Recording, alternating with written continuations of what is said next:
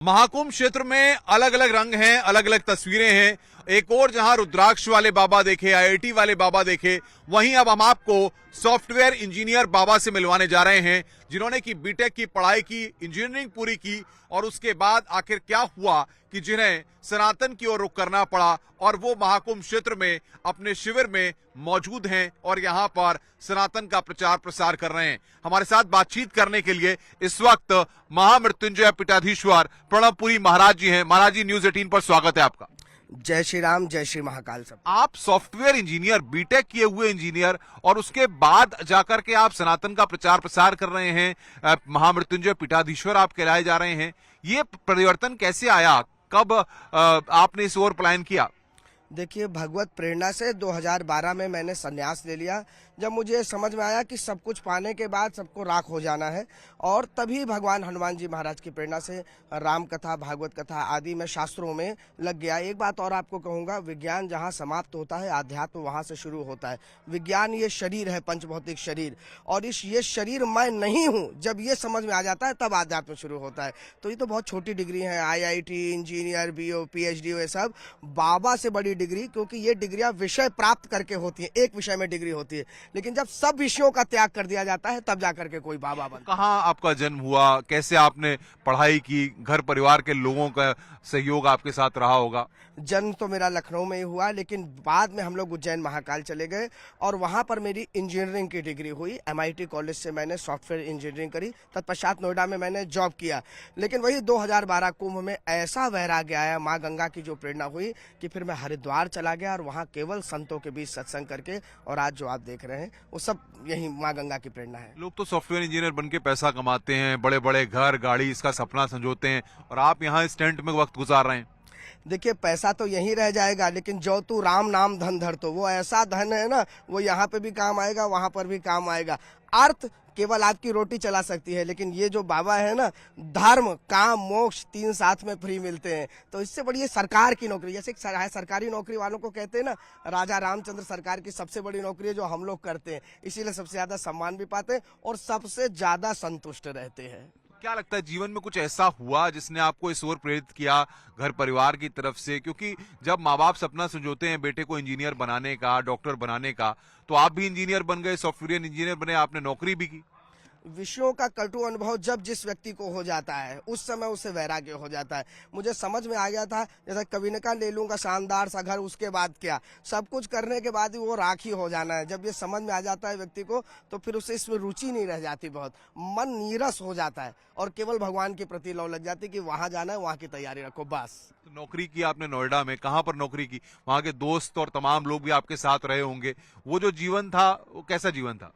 कई दोस्तों को तो 2-4 साल तक ये लगा कि ये ढोंग कर रहा है, पाखंड कर रहा है, जाने इसको कुछ वैसे ही बन गया है। लेकिन जब वो मिले 4-6 साल बाद कुंभ में, और उनको लगा कि नहीं, ये तो पूरी तरह से परिवर्तित हो गया। क्योंकि दोस्त तो दोस्त होते हैं, जैसे आप IAS बन जाए, PCS बन जाए, दोस्त तो यार तू तो काड़ा ही करेंगे। लेकिन अब जब दोस्त मिलते हैं तो उनको अंतर लगता है। अब वो मुझसे उस प्रकार की नहीं, मर्यादा की बात करते हैं। क्योंकि देखिए, शरीर तो वही है, चरित्र बदल जाता है तो सब कुछ बदल जाता है। मिलते हैं दोस्त, लेकिन अब मर्यादा और धर्म की बात करते हैं। लेकिन बात यह है कि जब आप सॉफ्टवेयर इंजीनियर हैं, अच्छे mobile, gadgets, laptop, jeans, shirt, T-shirt, और अब ये गेरुआ वस्त्र धारण करके ये जो परिवर्तन होता है, ये परिवर्तन कितना बड़ा आसान होता है? बहुत कठिन होता है उन लोगों के लिए जो इसे आसान समझते हैं। लेकिन अगर भगवान की कृपा हो जाए ना, तो सब कुछ आसानी से हो जाता है। कराने वाले, जैसे नदी बहती रहती है ना, वैसे आपका जीवन भी बहता जाएगा यदि भगवान की इच्छा से चलते जाएंगे तो। पहले ऐसा लगा था मुझे भी, लेकिन जब हरिद्वार में रहा, संतों के बीच में रहा, सब कुछ आसान लगने लग गया। अब तो मुझे आप लोगों का जीवन कठिन लगता है, अपना जीवन बड़ा आसान लगता है। कोई नौकरी नहीं, किसी की पाबंदी नहीं, किसी के डंडे का जोर नहीं, भगवान के नाम पर खाते हैं, भगवान के नाम पर सोते हैं। तो इसलिए सबसे आनंद से और भगवान का ही चिंतन करते हैं, संसार का चिंतन करने का समय नहीं।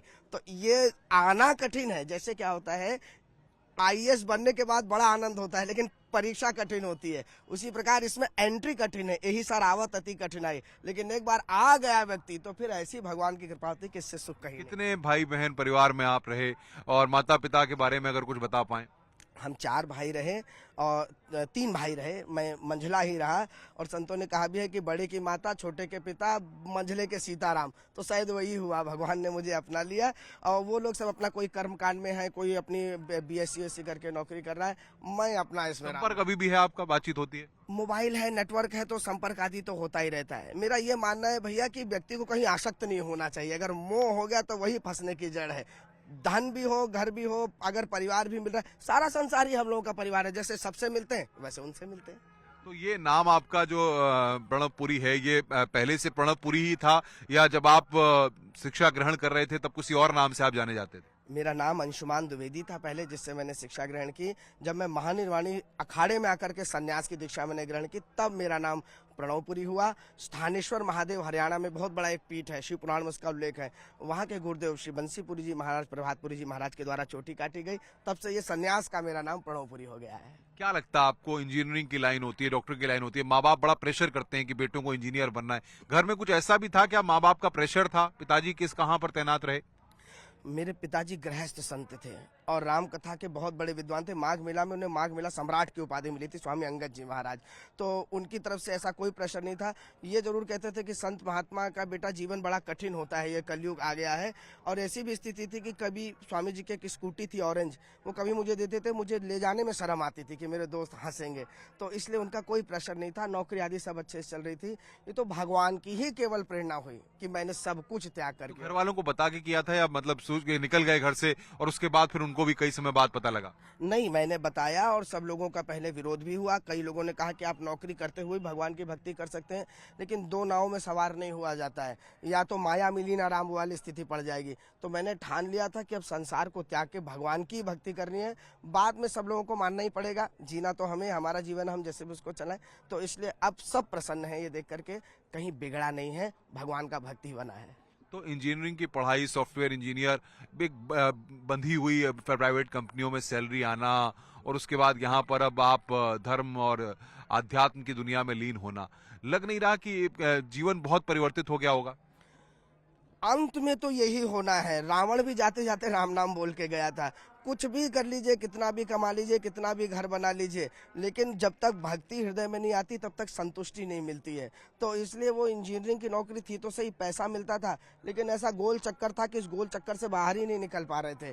अब ऐसा लग रहा है कि गोल चक्कर से, जैसे आप मुनव्वर राणा साहब ने एक शेर कहा था, जो देर थी कफस से निकलने की देर थी, फिर सारा आसमान कबूतर का हो गया। तो वो सीमित था, एक दायरा था, अब तो असीमित दायरा है, पूरा आकाश, पूरा संसार हमारा हो गया है। तो इसलिए अब तो हम और ज्यादा, मतलब हमको मिल गया है। ऐसे एक छोटी सी बात कहूंगा, लोग कहते हैं त्यागी त्यागी, आपने त्याग दिया। अरे भैया, सबसे बड़े त्यागी तो वो लोग हैं जिन्होंने भगवान को त्याग दिया, सुख को त्याग दिया, इस वैराग्य को त्याग दिया। तो हमने तो सब पाया है, खोया तो उन लोगों ने जो लगे हुए हैं। एक और बाबा बड़े वायरल हो रहे हैं, आईआईटी करके, वो बाबा, आईआईटी वाले बाबा, तो वो भी आप ही की तरह, आप सॉफ्टवेयर इंजीनियर बन के, और वो आईआईटी उन्होंने किया। देखिए, उनके ऊपर भी निश्चित भगवान की कृपा ही होगी, क्योंकि इतना पढ़ लिख करके और यदि एकदम यू टर्न हो जाए 180 डिग्री का, तो ये भगवत कृपा से नहीं है। तो मैं तो कहूंगा कि सुखदेव भगवान, हमारे सूत जी महाराज, छोटे छोटे आदि शंकराचार्य भगवान, सब कम उम्र में भगवत प्राप्ति की। तो ये अभी की नहीं, आपको लग रहा है, न जाने कितने जन्मों से उनकी जो तपस्या हुई होगी वो अब जाकर के फलित हुई होगी। तो आयु जब समय आ जाता है तो व्यक्ति भगवान की तरफ लग जाता है। उनका भी ऐसा ही हुआ होगा। तो देख सकते हैं आपकी प्रणवपुरी जी के जीवन में किस तरीके से बदलाव आया। अच्छे कॉलेज से इंजीनियरिंग की पढ़ाई की, सॉफ्टवेयर इंजीनियर बने, नोएडा जैसे शहर में जाकर के नौकरी की, पैसा भी कमाया, लेकिन किस तरीके से हृदय परिवर्तन हुआ, और अब यहाँ पर महामृत्युंजय पीठाधीश्वर के तौर पर, ये यहाँ पर प्रणवपुरी महाराज के तौर पर जाने जाते हैं, और लाखों भक्त यहाँ पर उनका अनुसरण करते हैं, यहाँ पर शिक्षा लेने के लिए यहाँ पर आते हैं, और उनका ये सिलसिला जारी है। लेकिन किस तरीके से उनके जीवन में एक बड़ा बदलाव आ गया है, वो यहाँ पर न्यूज़ 18 के साथ साझा कर रहे थे।